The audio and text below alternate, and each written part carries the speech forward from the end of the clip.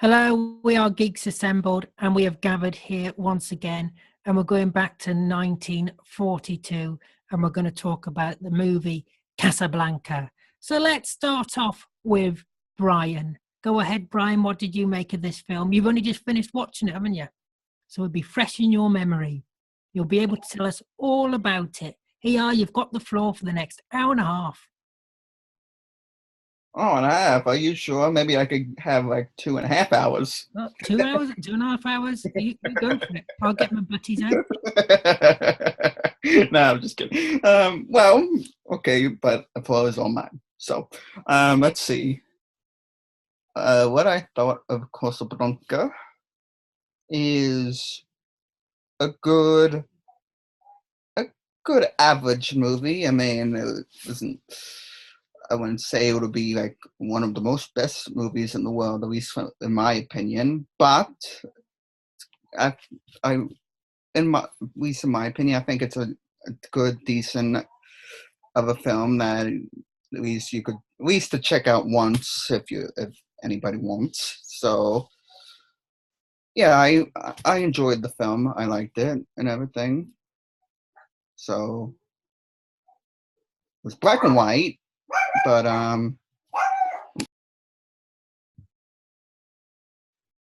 Yeah, we'll just go to Lee. Well, Brian, we'll get back to Brian afterwards.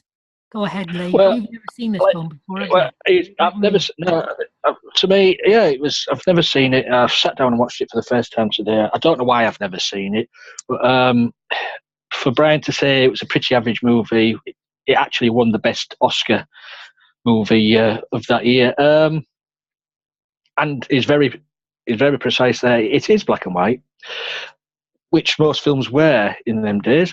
Yeah, it's a war. See, I went into this thinking it was a war movie, but it isn't a war. Well, it is, but it isn't. It's set during the war, but it's not about the war. It's about the people what are trying to leave the conflict behind, and I think it's pretty a good, steady story. I wasn't too sure about Humphrey Bogart because I'm not really a big fan of Humphrey Bogart, but he was big in the day. But yeah, he turned out a good part. Everybody in the movie played a good part. I was a bit miffed that Peter Lorre was only in it for about 5 minutes. I thought he'd have been in it longer, but yeah, it's a solid, steady movie. And for my first viewing of it, it flew by. I enjoyed it. Yeah. And let's head on over to Alex and Susan. If Alex hasn't fallen to sleep already. well, I'm back. No, I'm back. he's awake. Here he is. Yeah, I've seen. The only thing that it seemed a little overlong, but I have seen it before. I don't know. I didn't do my research to know if there's many different versions. I think there was a colorized version once, but of course you don't want to see that. And I didn't remember so many musical numbers. Of course, there's the famous one, As Time Goes By, and then the one with the rest of the cafe is sort of singing, shouting down the German soldiers. That's a famous sequence. It is a good movie. It's a little overlong, but it's still a good movie, and I've seen it many times. Do do do do do do do do do do do do. Keep going. Okay. We'll use it as an intro. The Le Marseille is really fun. I really love the triangle, Rick, and Sam, or no, what's her name, and then Ilsa. husband. What's that? Ilsa and Victor. Victor and her and his wife. That triangle was incredible, and it made you a little nervous, you know, that kind of, oh geez, what's going to happen. And they, you know, the romance was real, and I just loved I love the ambiance of the bar and the city around it, and all the Germans being, you know, handed their hat so many times. It was just like that was really funny, actually. The Nazis getting shown up every turn. And let's see, the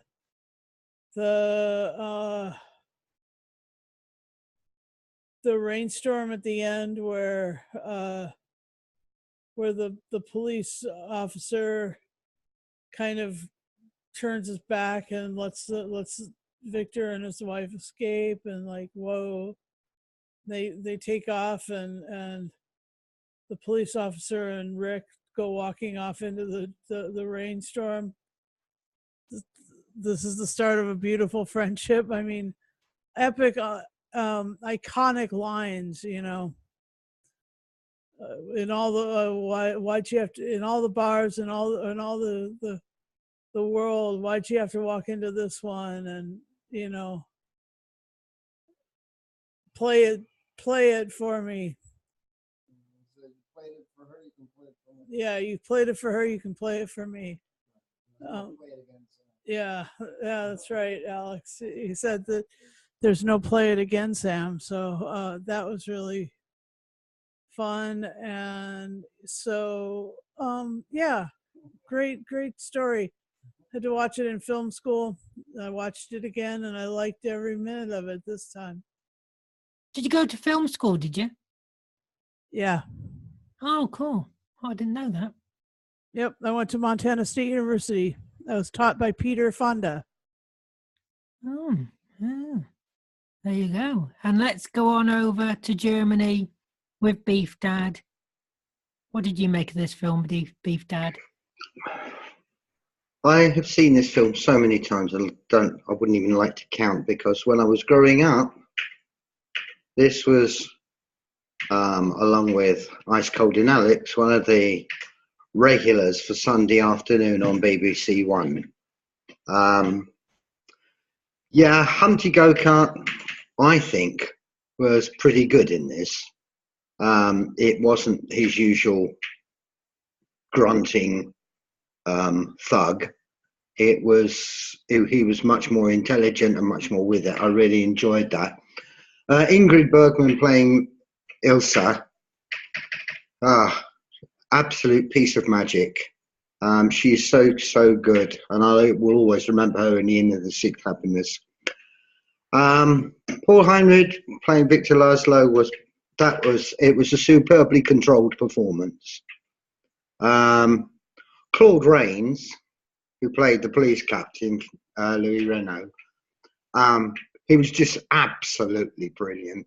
I mean, when you consider that this guy played the Invisible Man, he also played Lon Chaney's father in The Wolfman. But it was really nice to see him doing a part that had a bit of humour in it. And he really was just so good. And of course, Conrad Veidt, playing Major Heinrich Strasser, nasty piece of work. But Conrad Veidt was brilliant at playing those sort of parts. He did the lead in The Man Who Laughs. He had a big fixed grin because his lips had been taken off, and it was But Beef Dad that's what they did the Joker on, wasn't it? Bob Kane took Joker from that. Yeah. They based the Joker on The Man Who Laughs, yeah. And of course, Sidney Greenstreet playing Signor Ferrari. Sidney Greenstreet always turned up in films like this. You also find him in The Maltese Falcon. But Sidney Greenstreet was just brilliant at doing those sort of parts. Peter Lorre, I forgot how short his his part is in this. I mean, he's there, he has a conversation, he has another conversation, he's dragged off by the Gestapo, next thing you know, he's in prison, and then he's dead. But yeah, it's a brilliant film. It's brilliantly shot. It's superbly atmospheric, and yeah, I love every minute of it. And is Brian there? Yeah, I'm back. Sorry about that. My dang dogs are barking again. But anyway, I was saying that. Oh yes, right.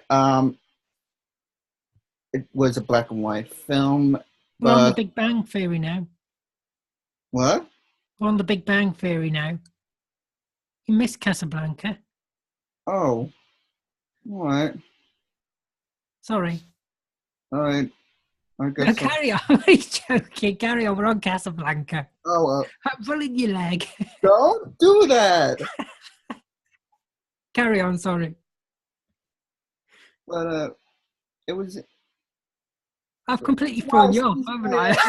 The reason why I said it was in black and white is because I gotta get a little bit used to movies like that, because I'm not used to like the black and white movies and everything. So it takes me a bit of a minute to get used to and everything.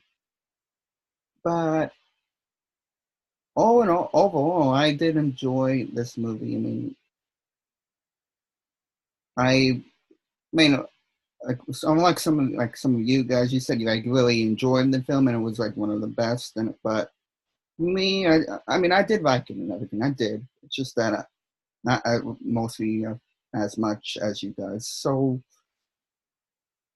again, I would say a good average movie, at least for me. And yeah, I enjoyed it. So Yeah, I'm like Brian and Lee. I've never seen this film before. I've heard of this film before.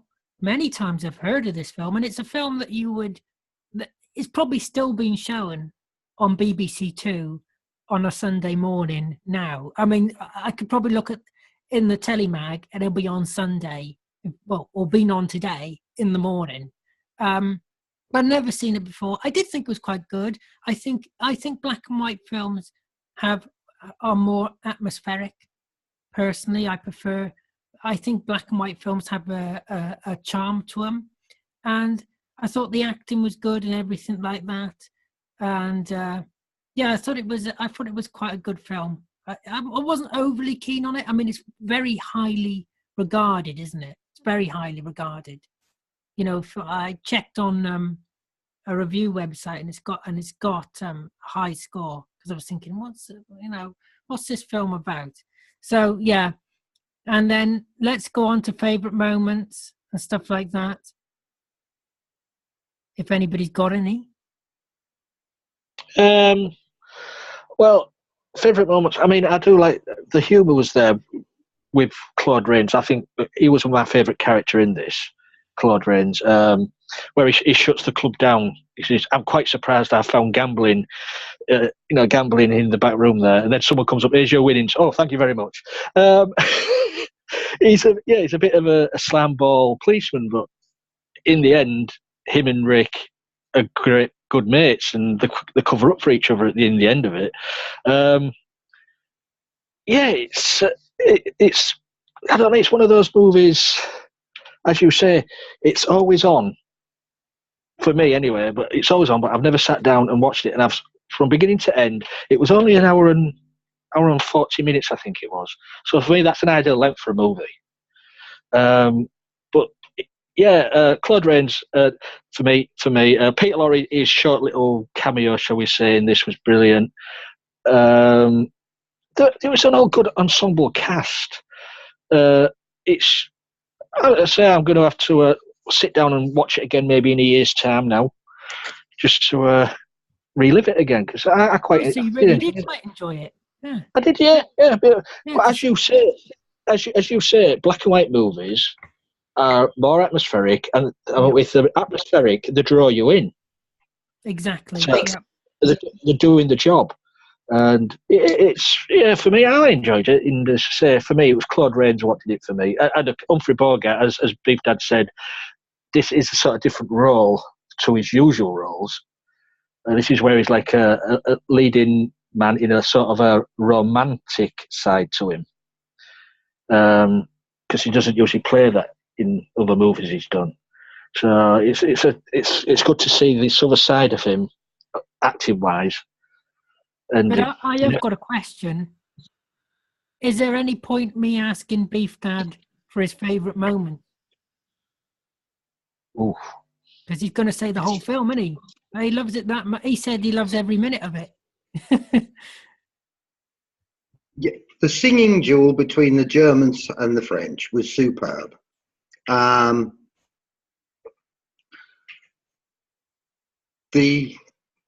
one of the most quoted lines from the film, and it was repeated about 3-4 times at least, was "Here's looking at you, kid." And that is a very, very famous line. Yeah, the bit I liked the bit where Ilsa and Laszlo walked off to the airplane. That really gets me every time. And then the reconciliation between the policeman and Rick is just magic. And they wander off into, well, I wouldn't say the sunset, but the moonlight together. It's just magic. And the thing is, what you got to remember is this film was actually made during the war. It was actually made during the war. The war never finished until 3 years after this film was made. So the situation in Casablanca, of it being basically a jumping off point for people trying to get away from various parts of the war, was totally accurate. That situation actually did happen. And the extraordinary thing is the entire thing was filmed in America. In Arizona, in Burbank Studios, and I think they did an absolutely brilliant job of creating Casablanca and creating the atmosphere. And yes, it was black and white. Well, of course, it was black and white. They hadn't invented Technicolor. Well, yeah, they had, but they were. Let's put it like this: they weren't spending a lot of money on making colour films then, because colour films were very, very expensive to make, and they were too busy lending money to the UK and trying to help with the war effort. So yeah, it was filmed in black and white, but black and white is very atmospheric, and for a film like this you need the atmosphere. This is why it won the Oscar, and and I think deservedly so. Yeah. Well, let's go to Brian and try and keep it down, Brian, because we've got 2 people trying to sleep. Well, what did you say? You were breaking up a bit.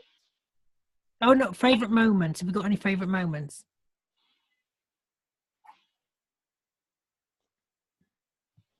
Not really, no.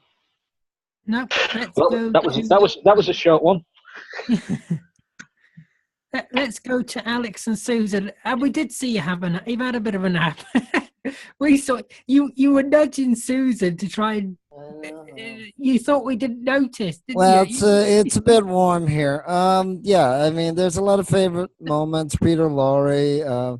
I know the actors too. I haven't seen all their movies because usually from 1930s I watch comedies. I don't watch a lot of drama from 1930s or 40s. But it's it's a little bit of film noir. It's a mystery. It's suspenseful. But like I said, I enjoyed Peter Lorre. I enjoyed Claude Rains, as Lee said. Oh, thank you very much, but I'm closing down the bar. The singing duel, the gentleman playing the piano, but again, it's always misquoted. It's not played again, Sam. It's you can play it for her and such. And like I said, I guess there was a couple of scenes I missed because I didn't remember the raincoats and the rain and all that. But again, I've seen it off and on. Maybe I'll see this movie once every 5 years. But yeah, it was also good toward the end when him and the captain, agreed to round up the usual suspects instead of the real suspects. But it's a good movie. Yep. Here's looking at you, kid. I love that. I love that. I love it. It's very cool. Very, very brilliant. And I'm sorry I was dozing, but it's like he said, it's really warm here, and I just ate some lunch and just nap time. It's the effect Lee has on people. It's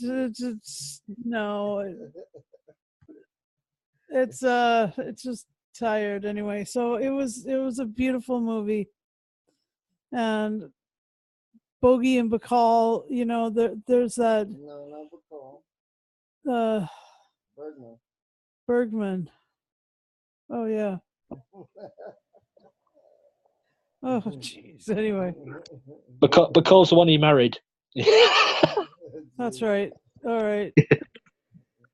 I'm confused. Anyway, I guess I'm just gonna have to let it go, as you say. So it was good. It was good. So that's all I have to say, I suppose. Can I just say? Confused, and so are the viewers watching this. Can I just say? Isn't Dooley Wilson a brilliant name? Yes. I love it, Dooley Wilson. That name.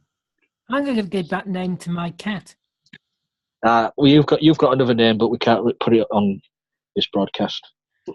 Who's that? Who's what? Who's what? Dooley Wilson? The piano player. The piano player in the film. His real name was Dooley Wilson. Oh. Dooley Wilson. I didn't know. That's like something else there. Play it again, Sam. In all the king joints, in all the towns, in all the world. She had to come into your mind. Enough about Dooley Wilson. Brian, I have a question for you, actually, because it's something I want to pick up upon. Would you have preferred this if it was in colour? I don't know. Maybe. Yeah. I mean, I don't really. I mean, I've seen black and white films very engaging, or what? I mean, I've seen a few black and white films, but not a lot.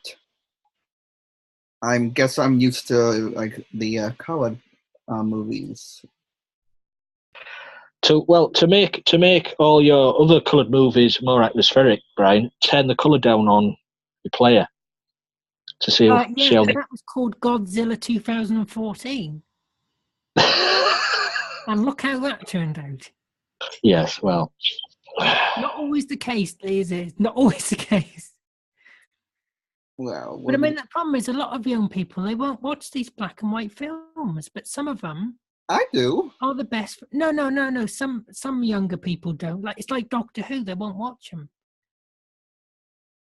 I mean, yeah, I mean that's another thing. Doctor Who that started in black and white, but yeah, I'm not like one of those people that just watches New Who. I watch all the classics.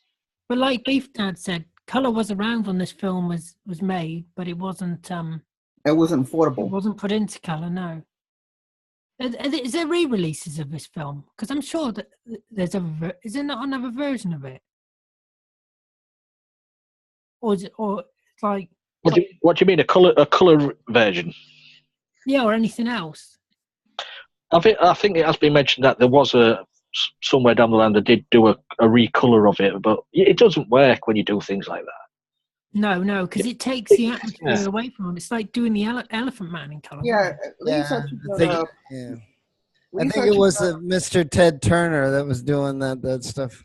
Go ahead. Lee's I mean, they've recolored loads of the old Laurel and Hardy shots, and it doesn't work. no. Keep them black and white.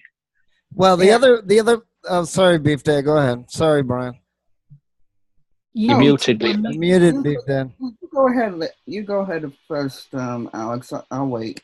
No, go ahead, They Beef Dad. haven't remade it, which is a bit of a joy. They've Yeah, I'm left the glad they haven't remade it. Yeah. It's only time now, Beef Dad. You've jinxed it. I know. Well, the other problem with the colorization is the fact that it all came out kind of pastel-y. It's not realistic color. That's the problem too. Yeah, it comes out all blurred, doesn't it? Yeah, you've got a point. Like yeah. a pastel kind of, and that doesn't. That Yeah, takes when they away colorize from them, they it. don't look right. Yeah. Yeah, I was just look a gonna bit say blurred. that. I was just gonna say Lee has a point because with some things it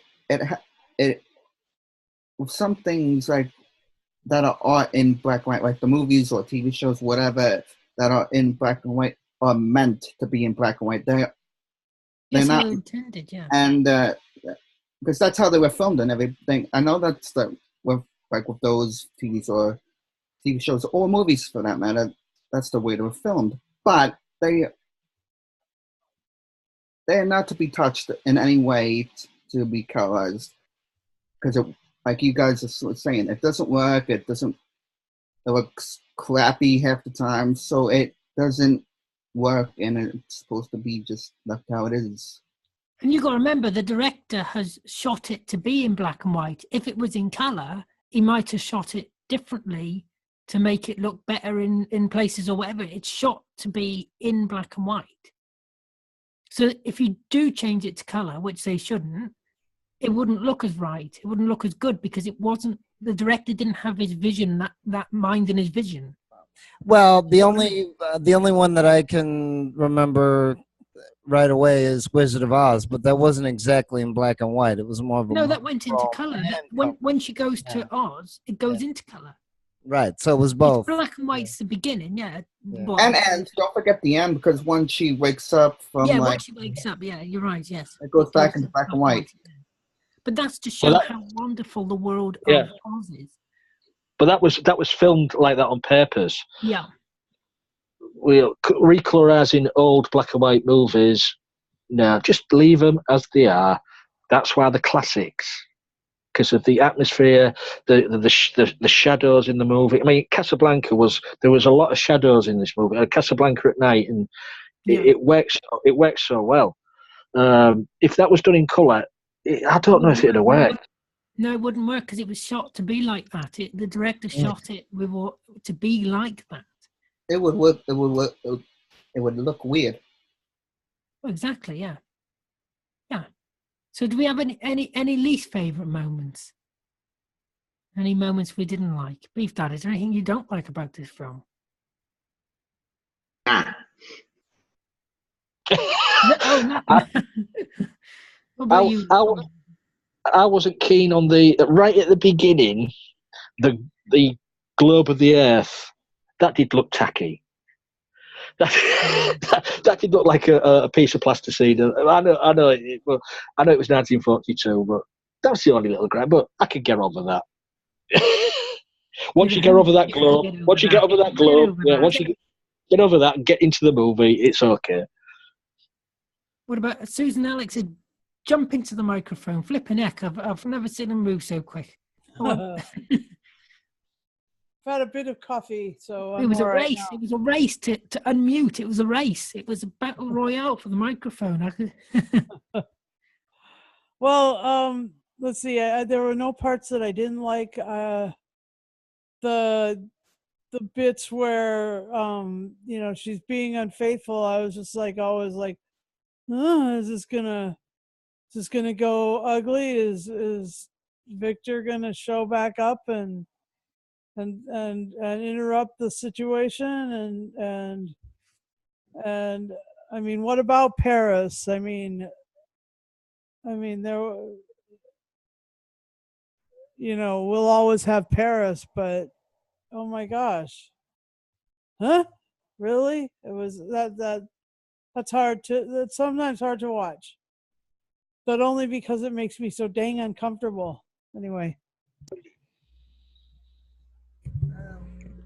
Yeah, I mean, it did remind me of other movies like DOA and a couple other movies and film. It did have a very atmospheric feel to it, and that's probably one of its strengths. Also, to follow along the affair and the competition between the triangle. That probably was advanced for that time. It's probably that all the other soap operas and all that have copied that, and it probably was in a couple other movies, but I don't remember at the moment. But it's not bad. Did you notice in nearly every scene that Humphrey Bogart was in, smoking a cigarette? Nearly every scene. Well, Every scene? I don't know every scene. Like, yeah, I said nearly every scene. But, nearly every scene. Yeah, but that just shows that. Well, that's how you can age these movies, because nowadays you wouldn't even get a smoking scene in a movie. And now Beef Dad's gonna smoke. Just in case you forgot how to do it. What year are we in? This is really dated, this cast now. No, from the 30s to the late 60s, you saw a lot of characters smoke, and Humphrey Bogart did smoke a lot in his movies. He did. I mean, not even Doc Cotton smokes anymore. It's unbelievable. It's a crime. Yeah, well, it's not a crime. Doc Cotton on EastEnders, the chimney, she doesn't smoke. Yeah. But no, but it is unusual. Didn't Bergman smoke in some scenes as well? So that was I don't know if that was unusual, but most women don't smoke in the new movies. I've noticed that, so, and it's not popular to do anymore. The doctors prescribed it, didn't they? Back then in the 40s, didn't they? Well, if you believe the radio commercials, maybe. But trying to advertise it. Yeah. I mean, to try and set Susan's mind at rest, Susan, when they were in Paris and they were having their affair in Paris, she had been told that her husband was dead. Right. Yeah. You just reminded me of that too, actually. She had been told her husband was dead. So, but when her husband came back on the scene, that was when she let him go and didn't go with him. You can sleep easy tonight, Susan. Well, wasn't that part of the suspense too, that she also didn't know everything that was going on in the movie, and didn't a soldier or a policeman say to her, I advise you to leave, mademoiselle, I advise you to go to Paris, back to Paris or Marseille or whatever? Yeah, it was the German major who said go back to Paris. So there's the thing. I know you've asked us our favourite bits and least favourite bits, but what's yours then, Ali? Because you haven't mentioned any. I quite liked it all, really. I quite liked it all. I mean, it's a good film. It's a good film. Yeah, no, it is a good film. Yeah, so, thanks for that, Alex. I've caught him out. No, so let me ask the group. What about the theory that there is no perfect movie, that every movie has a flaw, and then it sort of became a cliche, every movie has to have a flaw. The actor's got to walk on it. Oh, that's funny. No, but I mean, seriously, though, because that's the other thing. When I was watching the movie, I didn't remember all those musical numbers. And I said, how come I didn't remember, what's his name, Dooley Wilson, as Sam? I didn't remember him doing all those musical numbers. I think we should sing the musical numbers. Or songs, I should say. But I didn't remember that part. Take it away. Memory can be get muddled and Yeah, I find it's funny like thing. I'm your father. When it turns out it's his mother. Yeah. Who knew that? It's a shock when you watch it back now. Anyway, let's go to Brian for things he doesn't like. What didn't you like about this film, Brian? In black and white. There we go. Anyways, you didn't like everything. I didn't like. No, I'm just kidding. But no, You didn't like any of it. No, I didn't mind like any of it though, Alan. I mean, I can't really think of anything to complain or that I didn't like within the film. So You just weren't bothered by it. Yeah, mostly, yeah. You just sitting there thinking, oh, well, it's just a film, just moving pictures on the screen. Yeah. Would you asleep? I was not sleeping until, aren't I? You're doing a Susan. On that bombshell. If I was sleeping during the film, I wouldn't be here, would I? Yeah, got you there, didn't I? Say no more, Brian. Say no more. And so I don't know what Alex and Susan are doing, but they're nudging each other. Have you got your fingers stuck in your hair, Susan? Say no more.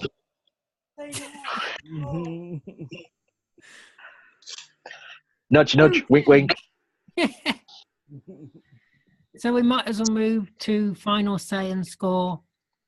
And let's go to Susan and Alex, since they're the two that are going for detention after the podcast. Oh, is that right? I'm falling asleep. 100 lines, both. Sorry. No, 500 lines, both of you. No, it is a good movie. There's some parts of it I didn't like. I thought it was overlong, but it's a great setting. It's atmospheric. You do have good actors. You do have good dialogue. Maybe they could have cut out 10 minutes, maybe. But you also have the triangle, which is good. You do have memorable lines that have also been misquoted. I just didn't remember so many musical numbers. But other than that, it's a good movie. I'll give it a 8.7. Oh, 8.7. Oh. Okay, I'll agree with Alex on so many different things. I personally love the drama, and I love the overcoming nature of the movie. It's kind of an uplifting thing. It's like, the Nazis won't get us all kind of thing. And so, yeah, I'll give it a 9 out of 10 or 9.5. I'll give it a 9.5. Oh, 9.5. And let's go to Brian. What are you going to get? Dare I even ask? I don't even know what Brian's going to go with. Hello. Yes. And what's your score? Final say and score. Well, before I give the score, I actually did think of something that I didn't really like about the film, which I think is a bit of a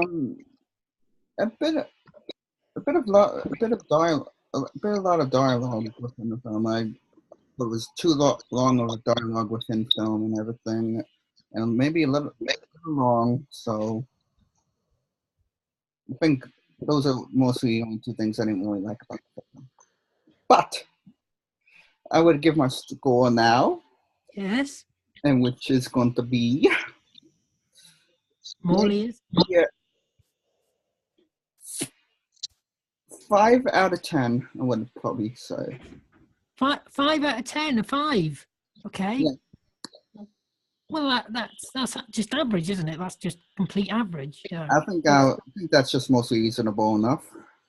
Yeah, that's fair enough. It's your score. Let's go over to Lee in Hull. Yes, in Hull, you can get a refund. Link below. I'm not going to swear. Well, But that is the old joke that he uses on you all the time. yeah, I know. It's wearing a bit thin now. It's wearing a bit thin, just like his. It's wearing a bit thin, just like his hair. Anyways, My hair's not wearing thin. What are you talking about? Anyway, what was I saying? Oh yeah, to go back to what Brian said about too much dialogue. It's a romantic, romantic movie sort of thing. Love triangle. You will get a lot of dialogue between the lover, the mistress, the husband. You will always get dialogue in them sort of movies, and it don't bother me that. I just want to, because I'm sitting down wondering why I have never seen this movie before. I've missed out all these years of watching this movie. I want to go and hit myself for not watching it years ago. So that's a bit extreme. all right, you can hit me. I'll invite all the people who watch this. You can come round and hit me as well. So there's now a rush of people coming to Hull. Yeah, have a ticket. Have a ticket. The motorway, all the roads to Hull are full. I'm going to give this. Oh, I can't say that. No, I can't say how many things out of 10. I can't say that. You might get. I'll give it 8 Nazis out of 10. Oh, you shouldn't have said that. I know. Let's go. That's very inappropriate. We're going to get banned now from YouTube. We're going to get striked off YouTube now. You watch. Anyway, let's go to Beef Dad, and I guess this is going to be higher than an 8. I think. Yes, Hans. Yes. What's your score? Yes. 10. 10. Had to be a 10. Had to be a 10 because apart from anything else, if it wasn't that brilliant, how did it win the Oscar that year? Yeah, exactly. Yeah, exactly. That's why it won an Oscar. And that's why it's taught in film school as one of the best movies of ever. Exactly. Alid, did you just say that's why it won an Oscar? Oscar, what was it? Oxo. Oh, Oxo. So what? That's what won an Oscar. Oxo Cube. What would you give it out of 10 then? I'd give it a 8.5 because I thought it was a pretty good film. Not the best film I've ever seen, but for what it was, I thought the acting was good. I thought I didn't know it was filmed all in America. I thought it was. How about agreeing with Alex and giving it an 8.7? Yeah, I'll go with Alex and give an 8. Everybody agree with Alex. 8.7 all round. There we go. Are you sure? Well, you just deducted so many points off Beef Dad. I have the final say, dearie. Oh. Do you know, Alan? Do you? Really? Do you? Yes, I do, Brian. Yes, I do. Anyway. Dun, dun, dun. On that note, we're all off to Alex and Susan's place because they've kindly offered to pay for the flight tickets, so we're all going over there. Is it a sleepover? Yeah, we're going for a sleepover. How did you guess? Well, I don't know. There was something earlier on what gave it away. Yeah, we're going for a sleepover, and we're going to need it after this cast, especially. Yeah. Anyway, I'm sorry for falling asleep in the middle of the cast. Please forgive. No, that's fine. You're just experiencing what the audience experiences.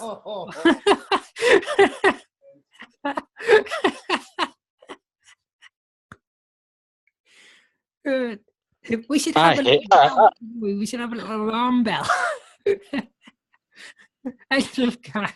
This is the only nap they get. I mean, anyway, on that note, I'd like to thank everybody here for joining me, including Susan and Alex, who have been asleep for half of it. I'd like to thank you for watching.